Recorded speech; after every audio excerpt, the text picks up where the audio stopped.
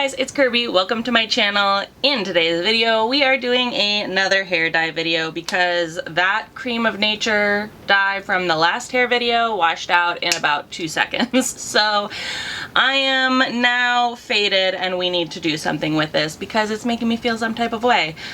In today's video, I think we are going to be trying to do something with the pink and orange family. Way back when, randomly in fall, long time ago, years ago, I did this like rose gold plum like halo sort of parting, and I would love to do that with pink and orange, with like pink around the outside and orange in the middle. So that is what we're going to try to do today. I am using the Splat Pink Fetish because I got 2 of these at Meijer for $2.50 on clearance.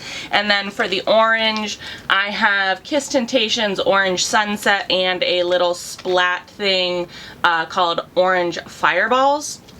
So I don't know if I'm going to be using this. I think I'm going to stick mainly with this one because I'm not taking this pink out of my hair or like these violets out of my hair. And so I'm thinking that the Kiss Tintations is going to be a little bit more pigmented. This is what we're working with beforehand. And I'm going to go and part my hair and get everything ready so that we can start this video. Hair is parted. I'm gonna do this middle section in orange and pink around the edges, as I said before. I have to have a lot of grace with myself because I can't see in the back very well, and I can only do what I can do what I can do. So I'm going to try my best.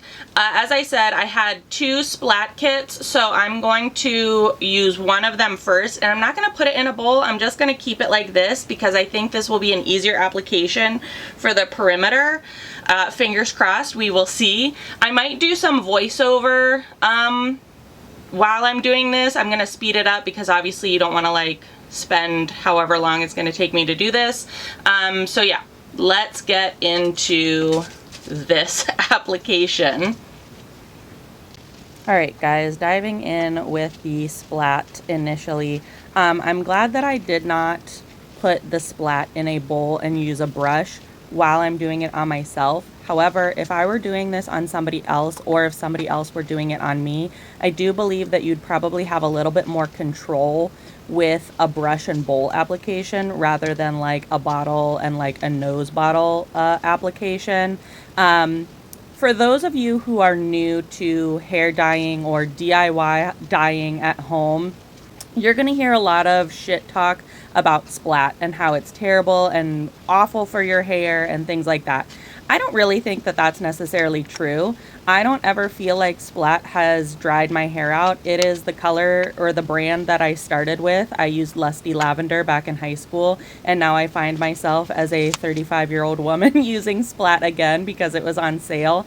I think my only gripe with it is that there is a heck ton of scalp staining. So please be aware that you will have scalp staining. It doesn't matter if you scrub your head, if you use shampoo, if you put Vaseline on the perimeter of your scalp, you're gonna have scalp staining in your hairline, on your scalp, and things like that. So if you have shorter hair, like buzz cut hair, be aware of that. You're gonna have scalp staining and it's gonna look a little patchy on your scalp, which is gonna look kind of weird. Not the hair's not gonna look patchy, but like your scalp skin is gonna look patchy.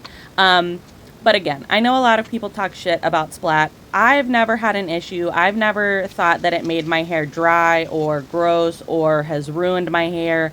If anything, it's really stained well, and I mean stained, like stained well. And so if you're doing an all over color or an accent piece that you want for an extremely long time, splat is the dye that you're going to want to do.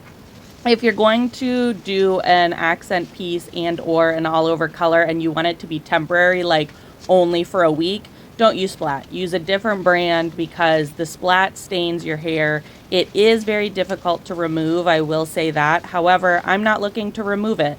So if you are new to the DIY hair dyeing community, use splat with caution. However, don't always listen to the critics. I don't necessarily think that splat is like the end all to be all in terms of like the worst semi-permanent dye out there. I think some people think that it's more temporary than it actually is, and then their hair dries out because they can't get it out with different removers and removing techniques.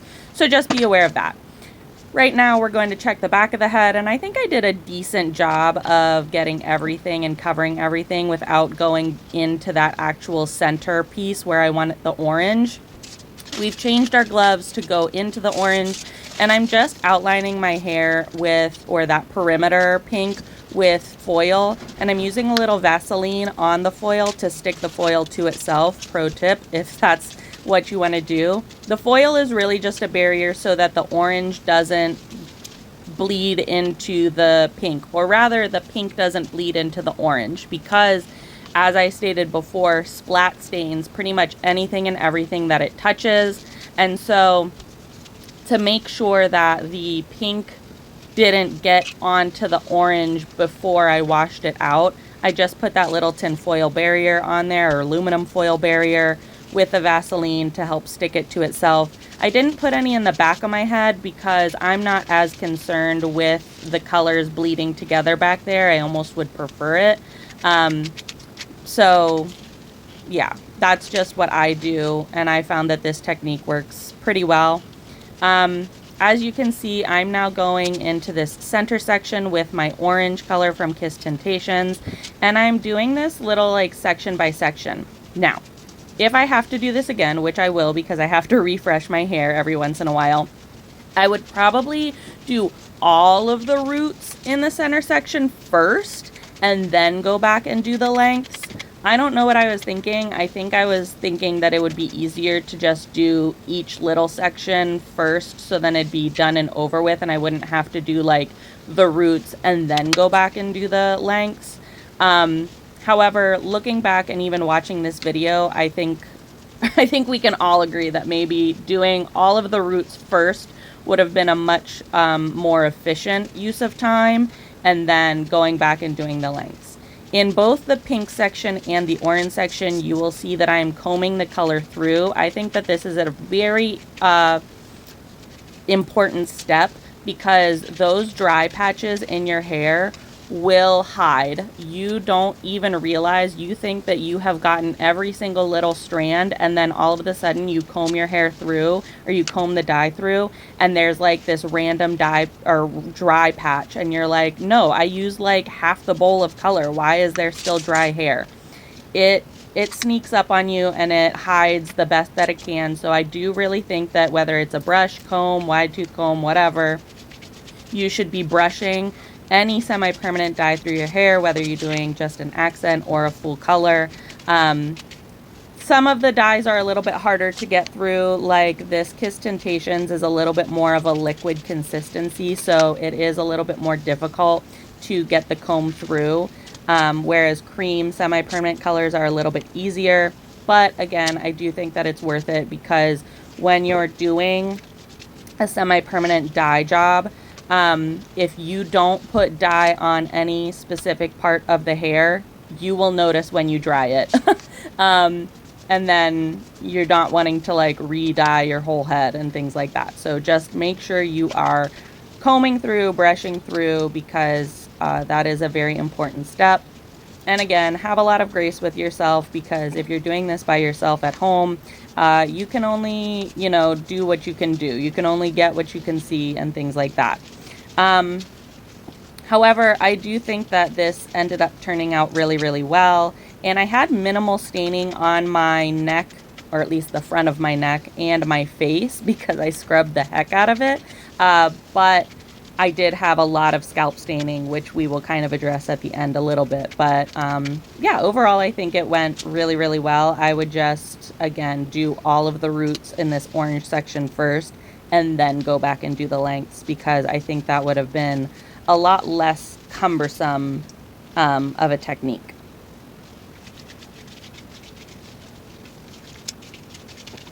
Also, while I'm thinking about it, you can't overuse the dye. Like, always have more dye than not enough. That's why I always in these videos tell you how much dye I'm using. If you are in the store and you're, you know, ebbing and flowing between buying one box or two, or one bottle or two bottles, always buy 2 or 3. It's always better to have more dye than not enough. You can never like oversaturate the hair with semi-permanent color, and you would hate to be in the middle of a dye job and run out of color. And you can always use any leftover color for like touch-ups, or mix it in with your shampoo or conditioner as like a little treatment or something like that. But always have more dye than not enough. So that's also something that's on my mind as I'm thinking about this. Never underestimate the amount of dye you need. You'll probably need a lot more than you think you do.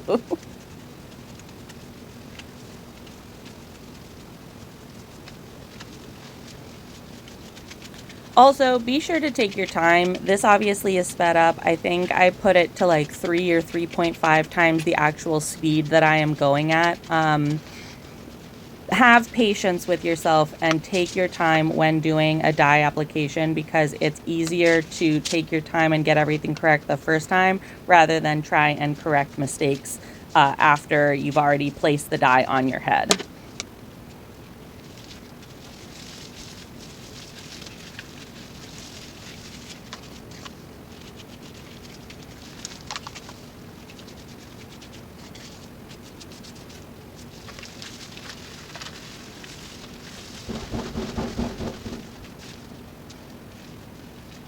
Okay, orange and pink are in. I've made a mess. As I said in my voiceover, I believe, I know that this splat is going to stain, like crazy stain, but that's okay because I know that. It took me less than one of these 3-ounce bottles to do the perimeter of my head, and then it took me about 3/4 of this 5-ounce bottle to do the like top and crown of my head. I did not have a very thick perimeter because I just wanted more of like an accent. And again, I do know that I have some like extremely dark spots in the back of my hair because of like the purple, and I did not bleach all that well. I didn't do a bleach before I did this. So I'm very aware that there will be some dimension, unintentional dimension, because there's leftover color from previous, you know, whatever. I'm going to go sit underneath the hood dryer, or my hood dryer, for probably like 20 or 30 minutes just to really make sure that I lock in that color. And then I'm going to wash this out, shampoo it out, and then we will be back for the final results.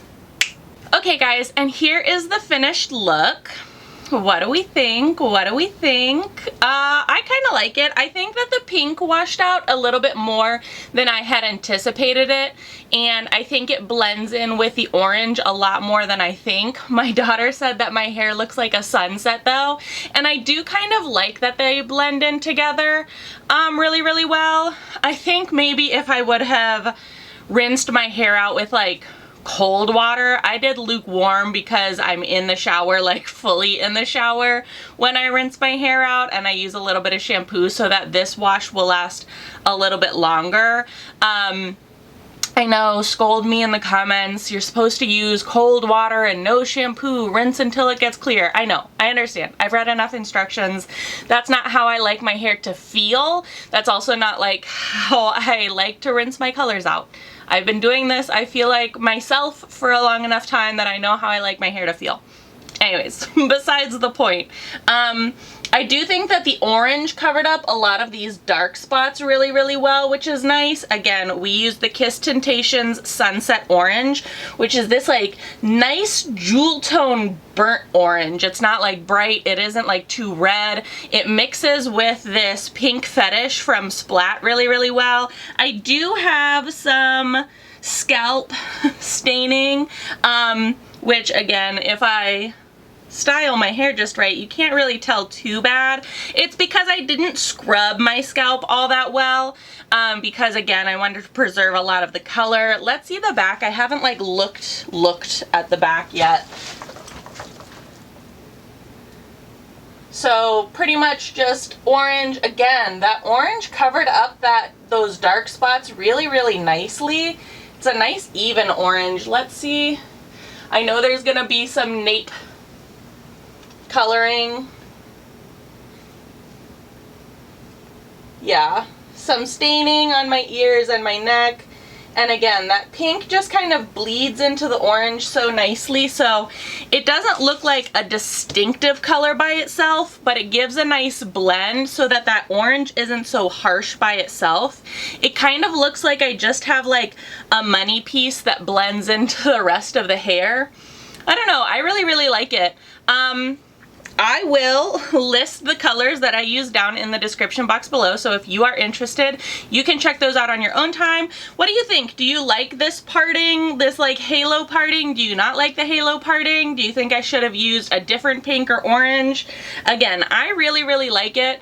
I think that the orange and the pink really complement each other well, and they kind of like blend together to give like a lot of dimension.